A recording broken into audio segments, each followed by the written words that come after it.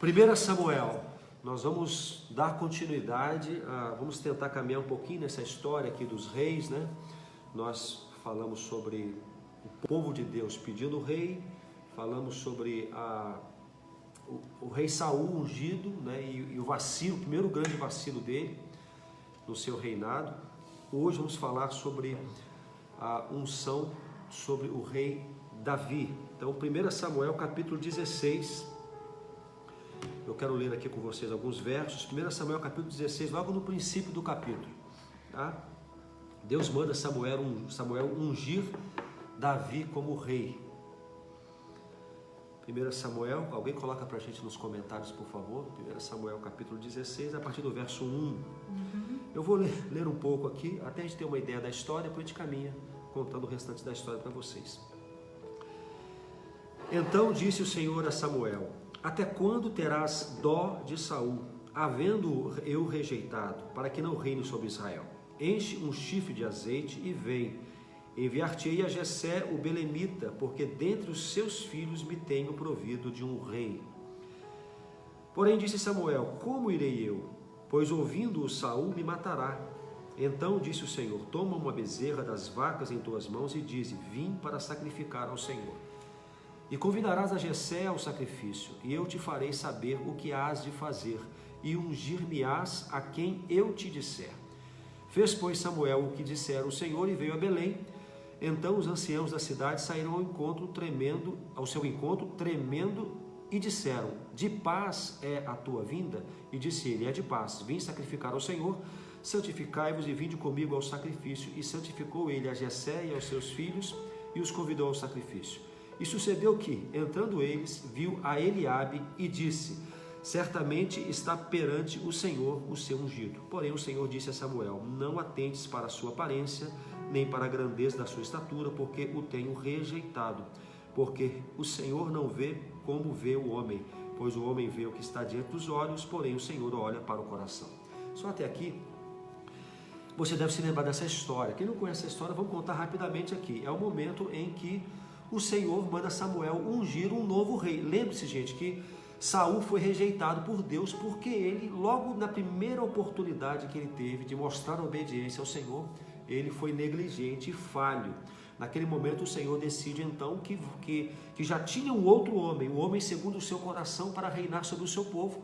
Não seria mais Saul. Saul fora rejeitado. No final do capítulo 15, gente, tem um momento muito interessante aqui, que é o momento em que Samuel, ele faz aquilo que Saul deveria ter feito, que era ter matado Agag, o rei dos Amalequitas, aquele povo que não deixou, que atrapalhou a saída do povo do Egito lá, aquela história lá atrás. Saul tinha que ter não somente matado os animais, como matado o rei. Ele não mata o rei. Então Samuel, no final do capítulo 15, ele mata de maneira assim assustadora. Eu estou contando isso para você. Por quê? Porque a gente vai perceber que a forma como Samuel mata o rei Agag, aquilo que Saul devia ter feito, e diante dos olhos de Saul, faz com que o povo fique assombrado com aquilo. Então, quando Samuel chega a Belém para ir à casa de Jessé para ungir o novo rei, o povo está com medo e fala: é de paz a tua vinda? De igual forma, Samuel está preocupado também, porque ele iria ungir um novo rei, estando o rei ativo, ainda vivo. Ou seja, ele poderia naturalmente ser aquela família que seria elegido ou ungido o novo rei, poderia ser assassinada pelo rei vigente. Então, era uma situação delicada e Deus planeja detalhes aqui para que Samuel pudesse chegar até a casa de Jessé e ali conhecer os seus filhos e ouvir de Deus qual deveria ser o novo rei sobre todo Israel. Irmãos e queridos amigos, Jessé então começa a mandar os filhos vir. Vem filho a filho. Nós demos o primeiro aqui, que foi Eliabe. Quando Eliabe chega, bonitão, uma boa aparência, Samuel pensa: opa, é esse. Mas, gente, pausa. Foi o mesmo sentimento que ele teve com Saul. Saul também era um cara de boa aparência, era um bonitão, na verdade. Ele era destacado. Então, quando ele é ungido rei, todo o povo vibra. Esse realmente é o rei. Porque as pessoas normalmente têm a visão daquilo que julgam ser o melhor. Uma visão física. Mas aí, quando passa o primeiro, Deus já fala: Samuel, olha só, vamos combinar um negócio. Não vai ser como você acha, como você quer, como você pensa. Vai ser como eu penso. Deus fala para Samuel isso. Porque você olha você vê a aparência, mas eu vejo o coração. E aí, meus queridos, vão passando o filho por filho, passa Abinadab, passa Samar, e depois os outros filhos, e acabam os filhos. E Deus não fala para nenhum deles que seria o rei. Samuel fica, poxa, acabaram os filhos? Não, aí Jessé fala, não, tem mais um. Tá aqui, ó, cadê o texto? Tem mais um aqui, ó, falta, é o menor, tem um garotinho que está lá cuidando das ovelhas, é o Davi, ele está lá. Aí Samuel diz a Jessé, manda trazê-lo. Quando Davi chega, eu imagino, suado, né? Tava cuidando descabelado, das ovelhas, né? Cheirinho de ovelha, aquela coisa. Quando ele chega, entra esbaforido dentro de casa, porque mandaram chamar ele e não podiam comer enquanto ele não chegasse. Então ele chega correndo. Aí o Senhor fala, é esse aí, está aqui no versículo 12, ó. Fê-lo entrar, era ruivo e formoso de semblante e de boa presença, e disse o Senhor, levanta-te e unge, porque é este mesmo. Então Samuel se levanta e unge Davi rei.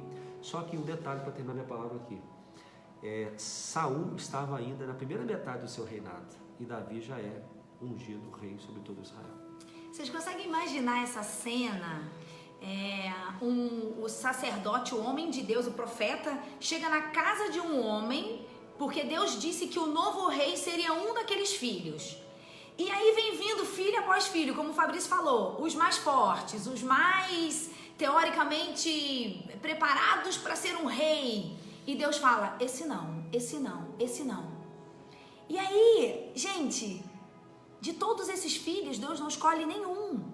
Só que é interessante, amor, que parece, quando chega no sexto filho, era um total de 8 filhos ou 7. Então, quando chega no sexto filho, o pai deles demonstra que acabou, que não tem mais. E aí Samuel fica em crise, porque ele diz assim, não, mas peraí, Deus falou que é um deles. E quando foi vindo um por um, Deus não me disse que era nenhum desses. Então tem alguma coisa errada. Aí o pai se lembra, não, peraí, tem mais um. Olha, gente, eu quero que a gente hoje olhe muito para Davi, que era esse filho que o pai lembrou lá no final da história. Davi era um menino que aos olhos humanos nunca seria alguém que alguém escolheria para ser o rei de Israel ou rei de qualquer coisa. Porque ele era só um pastorzinho de ovelhas, que naquela época era uma atividade que não era muito valorizada. Ele era comum, né? Ele era um comum da vida. Ele era o mais novo dos seus irmãos, e a gente já entende aqui que ele não era muito valorizado na sua casa, porque quando o profeta chega e ele diz, eu vim ungir um dos seus filhos, se ele fosse um filho valorizado, o pai já teria mandado chamar ele de início. Concorda com isso, amor? Com certeza. Se eu tenho 7 filhos, chega alguém importante. Gente, Samuel naquela época era um dos homens mais importantes a nível espiritual. Então chega uma presença ilustre na minha casa e ele diz, chama seus filhos. Eu vou chamar todos. Por que não chamam Davi? Porque com certeza ele não era um irmão ou um filho valorizado naquela casa. E sabe aonde que eu percebo isso também, gente? Na Bíblia não tem nada que não seja importante. Tudo que está escrito aqui é importante. São detalhes que Deus faz questão que esteja ali. Sabe qual é o detalhe que eu percebo? Quando a Bíblia diz que chega Davi, Deus fala para Samuel, é esse. E aí acontece algo muito interessante. Porque Samuel unge Davi na frente dos seus irmãos. Vocês acham que esse detalhe está aí à toa? Não, ele não está à toa. Porque a Bíblia fez questão de mostrar, Deus fez questão de mostrar que a honra que Deus derrama sobre Davi, ela é uma honra feita na frente daqueles que provavelmente não acreditavam nele. Isso é lindo. De todos os fortes, 3 dos filhos de Jessé eram generais na guerra. Os seus irmãos mais velhos lutavam no exército de Saul. Eram homens, uau, aos olhos humanos, entendeu? E aí Deus fala, Samuel, deixa eu te contar um segredo. Não escolhe esse aí não. E não é esse que eu escolhi. Porque eu não vejo como vocês veem as pessoas. Vocês olham para as pessoas, olham para a aparência, vocês olham para aquilo que vocês acham que elas são capazes de fazer. Vocês olham para as pessoas, para o exterior delas. Mas eu, Senhor Deus, eu olho para o coração. E o coração de Davi era um coração que agradava a Deus. Isso é uma... Essa é a primeira coisa que Deus falou sobre Davi. Isso é interessante. A primeira coisa que Deus falou sobre Davi, quando Saul é rejeitado, é que ele já tinha encontrado um homem segundo o seu coração. Então, independente da visão que as pessoas tinham dele, independente da posição que ele ocupava, independente do valor que davam a ele, de todo o rótulo que Davi carregava consigo, o menino, ruivozinho, pastorzinho, Deus já tinha visto o seu coração, e era um coração semelhante ao coração dele, um coração que agradava a Deus. Eu escrevi algumas coisas aqui. Quem era Davi quando ele foi escolhido? Você sabe que a idade de Davi, mais ou menos nessa época, ele tinha mais ou menos 16 anos de idade. Ele era um menino, gente. Um menino. Mas que já tinha um coração especial. Então, quem era Davi quando ele é ungido rei de Israel? Ele era o menor dos seus irmãos, o mais fraco deles. Ele não era um valente de guerra. Ele era o irmão que estava lá no pasto e foi esquecido pelo seu pai. Mas esse foi o que Deus escolheu para fazer uma grande missão. Davi foi escolhido, gente, por um plano de Deus, amor, enorme. Esse é um dos momentos mais importantes da história bíblica. Se você pensar quem foi Davi, né, quando a gente até canta Jesus, raiz de Davi. Então, em Davi, nas gerações de Davi, vem a linhagem de Jesus. Então, esse momento, ele é um momento extraordinário. Então, é uma história muito importante de guardarmos essa grande mensagem, que Deus vê o coração. Então, não importa o que as pessoas estão falando sobre você, estão falando de você, não importa, olha só, não importa nem mesmo, embora isso comprometa a nossa vida, não importa nem mesmo como nós nos enxergamos. Esse é o grande problema. Às vezes nós não nos enxergamos como Deus nos vê. Nós muitas vezes temos uma baixa autoestima, falta-nos amor próprio, porque nossa visão é uma visão de pecado, uma visão limitada. Agora Deus vê o nosso coração, sabe quem nós somos. Então precisamos descobrir o que Deus pensa de nós, para que nós possamos dar mais sentido ainda à nossa vida. Samuel entra na casa dos homens mais preparados e ele escolhe o mais improvável. Olha que coisa linda isso. Ele vai na casa que tem um monte de homem valente, mas ele escolhe quem? O improvável. Você sabe que Deus gosta dos improváveis. E a Bíblia está cheia de histórias de pessoas que ninguém dava nada por elas, mas justamente foram elas que Deus escolheu para um grande propósito. Davi era um improvável, gente. Para ser rei, ele era um ótimo provável para ser um grande pastor de ovelhas. Ele era um ótimo provável para ações comuns, mas não para ser rei. Agora tem aqui uma coisa muito importante. Isso aos nossos olhos. Né? Aos nossos olhos, né? Claro. Uma coisa muito importante, amor. Quando Samuel olha para Davi, Deus fala, é esse. Ele chama Davi. A Bíblia diz que Samuel derrama sobre a cabeça dele aquele azeite, o óleo, que representava a unção. E naquele momento, o Espírito Santo de Deus entrou em Davi. Ele tinha apenas 16 anos. Sabe uma coisa interessante? Se você caminhar um pouquinho para frente da sua Bíblia, você vai descobrir que enquanto o Espírito de Deus entrou em Davi, Saul era atormentado por espíritos maus. Gente, olha que lindo. Só que tem uma coisa aqui muito importante, tá? Amor, Davi foi escolhido por Deus com 16 anos. Ele é ungido o novo rei de Israel. Samuel vai embora e ele continua pastoreando as ovelhas do pai dele. Gente, às vezes Deus nos dá um chamado, às vezes Deus mostra um propósito que Ele tem para a nossa vida, às vezes Deus usa alguém para dizer algo para a nossa vida sobre o que Deus quer fazer em nós, e a gente já começa a achar que a gente é muito importante, entendeu? A gente já começa a idealizar o que Deus vai fazer na nossa vida, e a gente acha que aquilo vai acontecer naquela hora. Gente, Davi, ele começou a reinar com 30 anos.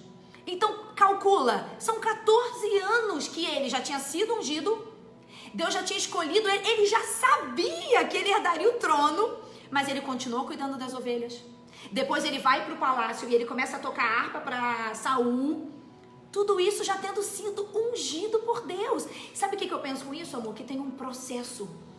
Que para Deus nos levar a um lugar alto, muitas vezes a gente vai passar por um processo. E esse processo às vezes dói. Porque nesse processo de Davi, ele quase foi morto por Saul. Ele teve que fugir, ele teve que tocar harpa. no lugar onde ele iria reinar no futuro. Ele teve que vencer Golias. Ou seja, aconteceu um monte de coisa nesses 14, né? 14 anos, mais ou menos. Mais ou menos, é isso aí. Então, os processos de Deus na nossa vida, gente, às vezes doem. Mas eles nos preparam para coisas grandes que ele tem pra gente. E Davi não pulou processos. Uma mensagem muito simples que temos que observar aqui em relação ao trabalho de Davi. Primeiro, Deus o chamou enquanto ele estava trabalhando. Isso. Então, veja bem, você não precisa parar tudo para, vou esperar Deus falar comigo. Não, Deus vai cumprir o propósito dele na sua vida no exercício da sua soberania. Então, ele vai te chamar no meio do seu trabalho, tá? E segundo, outra mensagem simples, que você não precisa parar de trabalhar, porque Deus te chamou. Então, você pode continuar cumprindo esses processos e aguardar o tempo de Deus para que tudo se concretize e que as coisas se encaixem, que as peças se encaixem. Por exemplo, a Letícia recebeu um chamado na adolescência, né? 12 anos. Eu também, muito novo, recebi um chamado de Deus. Para uma E aí eu parei tudo, né? Um chamado para ministrar, para ser pastor, para trabalhar na obra dele. Eu parei tudo, não, eu continuei minha vida, fiz até uma faculdade antes de fazer teologia, então teve toda uma história. Então, você que está hoje em crise aí, porque Deus está te chamando, te convocando, te destacando para uma missão especial, primeiro, Ele te chama no trabalho mesmo, fica tranquilo. E segundo, você não precisa parar de trabalhar, deixa Deus cumprir os processos para que no tempo certo, você deixe o que tiver que deixar para obedecer à ordem do Senhor. Agora tem 2 lições que Davi nos ensina, amor. Assim, várias, milhares de lições, né? Separamos 2. A primeira é o seguinte: Davi não se colocou na posição de rejeitado, de coitadinho. Ele foi esquecido mesmo. Ele provavelmente não era valorizado pelos seus irmãos e nem pelo seu pai, mas ele não se colocava nessa posição. Tadinho de mim, Deus não quer nada com a minha vida, o meu pai se esqueceu de mim, veio o homem mais importante aqui a nível espiritual e eu nem sequer fui convidado para comer, porque Jessé prepara uma comida para receber Samuel e desfrutar com seus filhos. E Davi, se Samuel não manda chamar Davi, ele nem ia participar da janta, do almoço, não ia. Talvez ia lavar os pratos. Ia lavar os pratos depois, né? Ou ele ia ficar lá no pasto com as suas ovelhas cheirando mal. Gente, Davi foi rejeitado? Foi esquecido? Foi. Mas ele não se colocava na posição de coitadinho. Não. Quando ele é ungido no meio dos seus irmãos, a gente não vê a Bíblia falando que ele disse assim, bom, então agora, por favor, vocês me respeitem aí, porque agora eu sou o cara, eu não sou mais qualquer um. Não! Ele volta a cuidar das ovelhas do pai. Ou seja, gente, o coração de Davi continua puro, continua humilde. Ele não se abate pela sua...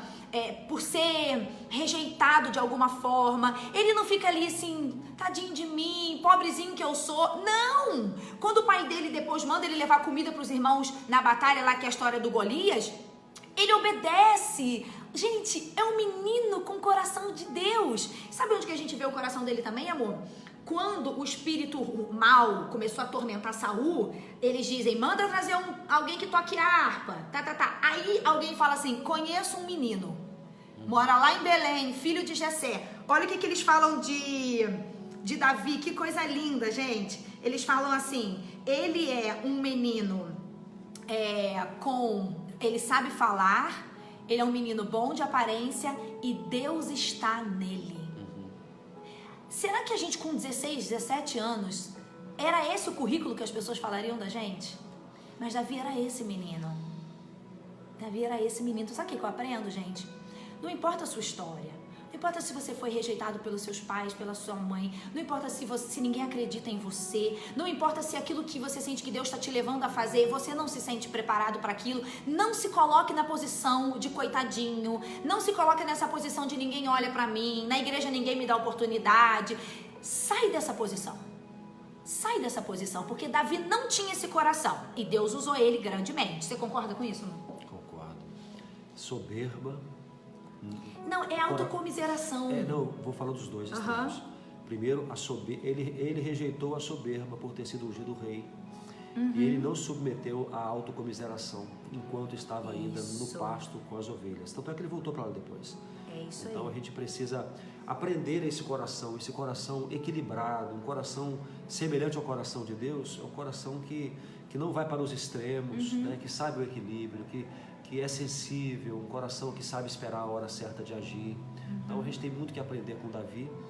E ele se torna um grande homem. A gente sabe que ele comete algumas falhas, mas esse coração quebrantado, esse coração que se dobra diante do Senhor, um coração arrependido, um coração maleável. Então um coração semelhante ao coração de Deus é um coração onde se pode trabalhar, é um coração que não está pronto, no sentido de ele não é arrogante ao ponto de entender que ainda há uma obra a ser feita nele. É um coração em processos, né? Isso é muito importante. Então Davi tinha esse coração, tá, gente? Ele não se colocava na posição de coitadinho não, tá? Coitadinho de mim, não. Davi aceitava e fazia a vida dele ser boa, mesmo vivendo naquele contexto, tá? E a segunda coisa que eu aprendo muito nessa história de Davi é que não importa por o que eu já vivi na minha vida, não importa a história que eu já tive, pode ter sido uma história ruim, pode ter sido um passado errado. Quando Deus nos escolhe para uma obra, Ele apaga o nosso passado, Ele nos prepara para aquela obra e Ele nos dá uma missão linda nas mãos dEle. Então talvez hoje você se sinta pequeno para o que Deus está te levantando, talvez você se sinta despreparado para uma obra, talvez você se sinta inferiorizado, esquecido. Não importa. Quando Deus escolhe e derrama o óleo dele sobre nós, quando o Espírito Santo dele habita em nós, ele nos capacita para toda a obra. E Davi foi essa pessoa. Agora, pode ser que você esteja vivendo a etapa do processo.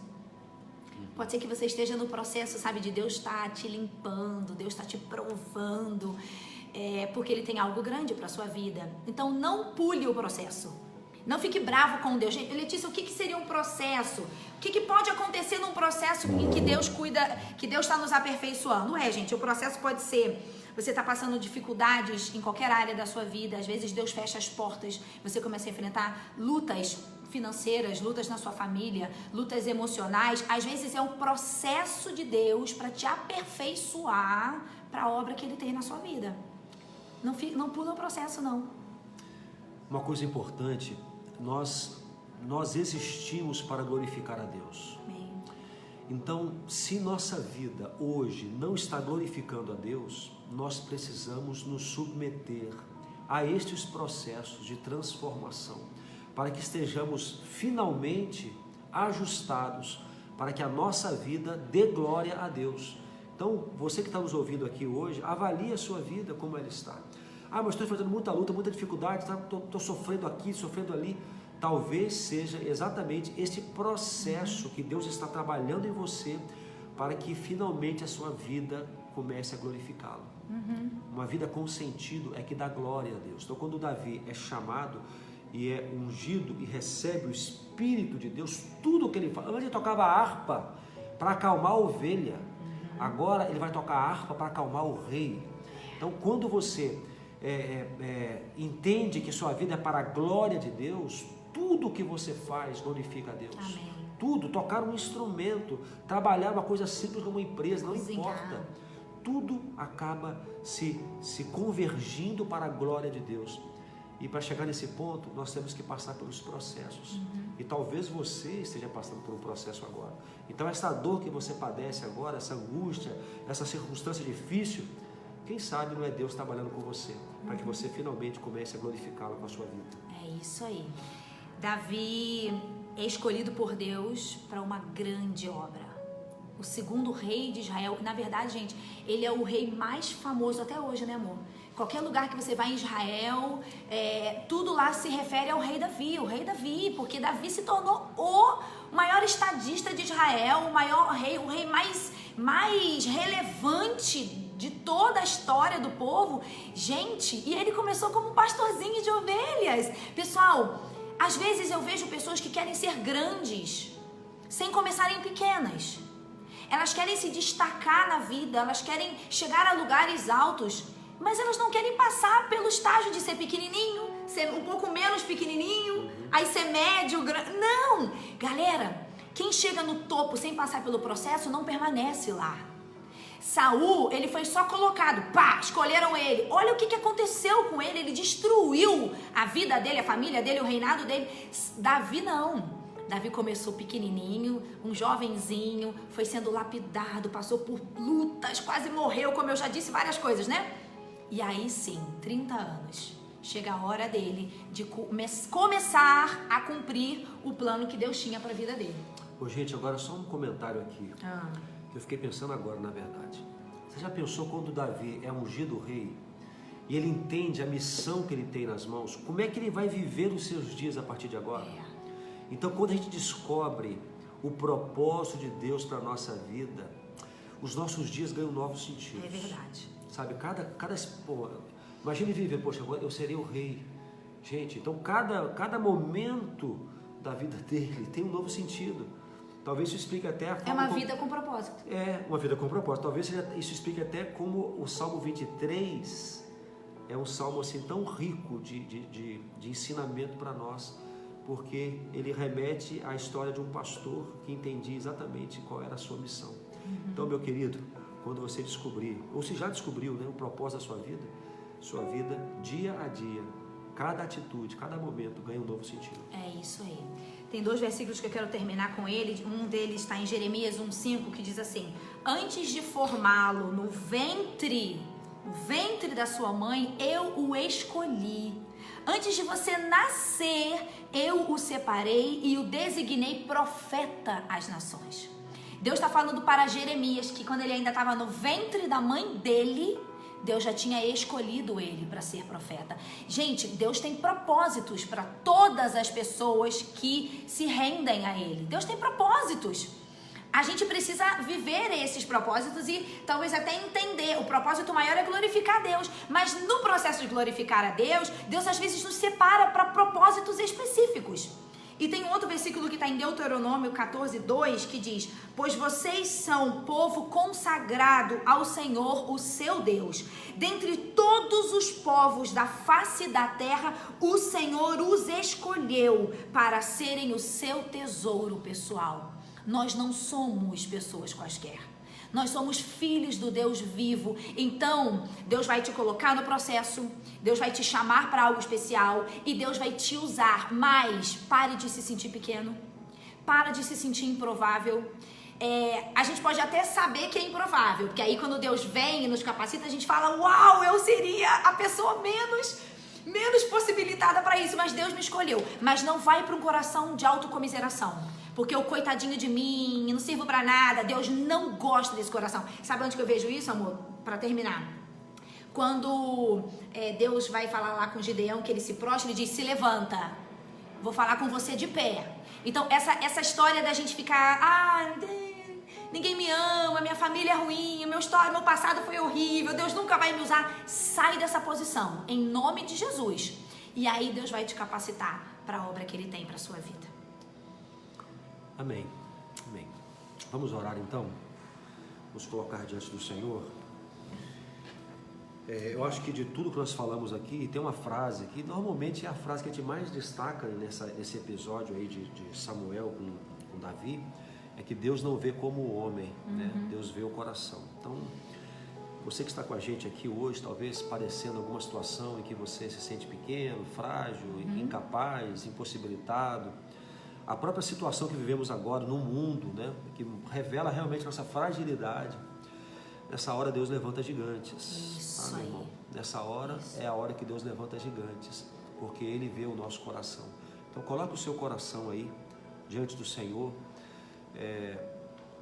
abra o seu coração para Ele, peça a Ele para trabalhar no que for preciso no seu coração, para que você possa, quem sabe, receber esse título, né, um coração que me agrada. O nosso coração seja um coração que agrade a Deus. Amém. Não importa a nossa aparência, não importa o que dizem de nós, não importa nem mesmo o que a gente pensa de nós no primeiro momento. Importa o que Deus pensa sobre nós, o que Deus vê em nós, o que Deus enxerga em nosso coração. E quando nós entendermos isso, isso vai transbordar, transformando de dentro para fora a nossa vida. Amém. E as pessoas verão em nós que nós tememos ao Senhor. Em tempo de crise, Deus levanta gigantes. E Ele procura gigantes olhando para o nosso coração. E no meio de vários prováveis ou vários valentes, aos nossos olhos, Deus levanta uma pessoa improvável. Pode ser que você seja um improvável na sua família, no seu trabalho. Deus pode te levantar, né, amor? a pessoa acha que ela não tem nenhuma capacidade nesse tempo aí de sofrimento. A pessoa se acha pequena. E Deus fala assim, eu quero levantar você. Você para trazer palavras de ânimo, você para sustentar essas pessoas, você para ser a luz, a minha luz. Bom, Deus vai falar com vocês. Amém. Vamos orar então? Vamos.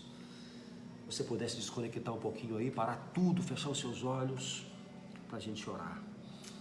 Deus está procurando esses gigantes improváveis que serão usados poderosamente nas mãos dele. Vamos orar. Senhor, obrigado, Pai, mais uma vez por estarmos juntos aqui na Tua presença, Pai, com tantas pessoas, Senhor, nos acompanhando agora. Senhor, a minha oração, a nossa oração é que Tu vejas nesse momento o coração de cada um de nós. Senhor, se há em nós esse sentimento de que não podemos, que somos incapazes, que não somos úteis, que somos verdadeiramente esses improváveis, Senhor, nós queremos ser improváveis aos homens, improváveis talvez a nós mesmos, mas prováveis nas Tuas mãos. Amém, homens e mulheres que se agigantam no tempo da crise, no tempo da dificuldade, para lutar com o Senhor e lutar pelo Senhor. Pai, neste tempo, o Senhor está procurando homens com coração que lhe agrade. Amém, para que, Deus. Senhor Deus, esses homens possam apontar o caminho, possa trazer direção, possa, Senhor Deus, trazer a segurança que há no Senhor. Amém, para tantas pessoas carentes nesse momento dessa segurança. Deus, Senhor Deus, Pai, nesse tempo de medo, nesse tempo de terror, por que não dizer, Senhor Deus, que estamos vivendo, Pai, que Tu possas encontrar muitos Davis, que possas encontrar pessoas, Senhor Deus, que se levantam e que são no Senhor poderosos. Amém, pessoas, Senhor Deus, que ungidas pelo Senhor, no poder do Teu Santo Espírito, Pai, sejam instrumentos para propagar a paz e, sobretudo, a salvação que há no Senhor. Deus. Pai, nós não temos medo, porque se tudo der errado, estaremos contigo. Amém, Deus. Pai, essa segurança nos traz paz para viver os dias difíceis, nos traz equilíbrio, nos traz, Senhor Deus, tranquilidade, Senhor, porque nós estamos guardados em Ti. Senhor Deus, o Senhor não vê como o homem vê. Por isso, Pai, olhe além dos rótulos que temos e encontre corações que lhe agradem. É a nossa oração em nome de Jesus. Amém Deus. E amém, Senhor. Ó Senhor, nós Te agradecemos porque os Teus olhos sobre nós é feito de um jeito diferente do que como os outros nos veem. Obrigada porque o Senhor olha pra gente até diferente de como a gente se olha, Deus. Pai, obrigada porque o Seu olhar sobre nós é sempre melhor, é sempre um olhar otimista. O Senhor olha, Deus, para aquilo que o Senhor pode fazer na nossa vida. Então o Senhor muda a nossa história com esse olhar novo. Deus, eu Te peço que o Senhor olhe para cada pessoa que está nos ouvindo, que os Teus olhos estejam sobre essas pessoas e que o Senhor diga para elas agora: eu não Te vejo como os homens Te veem, eu vejo Teu coração. E ainda que você se sinta pequeno, ainda que você se sinta incapaz para aquilo que você está tendo que lutar, eu te capacitarei. Se o meu Espírito estiver em você, você vai longe, você vai fazer grandes coisas, você vai confiar no meu poder. Diga isso, Deus, para cada pessoa que nos ouve nesta manhã. Ó Pai, que o Senhor nos revista com esse Espírito que nos dá capacidade de ir além do que os nossos olhos podem imaginar. Ó Senhor, eis aqui as nossas vidas. Usa-nos, Deus, assim como o Senhor escolheu Jeremias no ventre da mãe dele. Nós pedimos que o Senhor também nos escolha neste tempo. Levante homens e mulheres que vão restaurar seus casamentos, homens e mulheres que vão restaurar a vida espiritual de suas famílias, homens e mulheres que não vão olhar para as circunstâncias, mas vão olhar para aquilo que o Senhor pode fazer através delas. Deus, nós abençoamos a vida dessas pessoas no nome de Jesus. Clamamos pelas Tuas bênçãos sobre elas, clamamos pela Tua misericórdia sobre aqueles que hoje se sentem pequenos, que o Senhor os torne grandes no Senhor. Pai querido, abençoe as nossas vidas neste dia. É a nossa oração em nome de Jesus. Amém, amém, amém.